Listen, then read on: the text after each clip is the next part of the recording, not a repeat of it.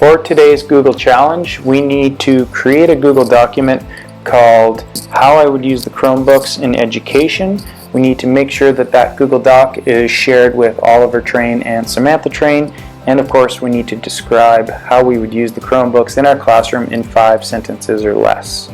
So the first thing that I need to do is I need to create a Google document, but I want to make sure that I share it with Oliver Train and Samantha Train.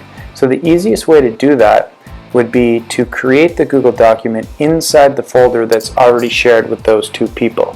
Because I'm going to create it in the folder that's already shared with those 2 people, the file itself is automatically going to be shared with those 2 people. So I'm just going to double click on the folder. I can see that there's no files inside of here yet, but when I click on New Google Doc, it's going to tell me that creating this document inside this folder is going to be shared with those 2 people. So I'm going to click on OK. Just wait for it to load. And whenever you first create or open up a Google document, it is defaulted to not have a title.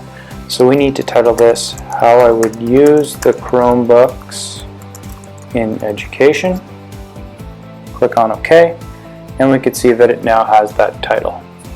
I'm just going to close out of this document by pressing the X, and I'm going to go back into my drive, back to the folder, and I'm just going to double click on the folder, and I can see that that file is already in that folder and it's already shared with those 2 people.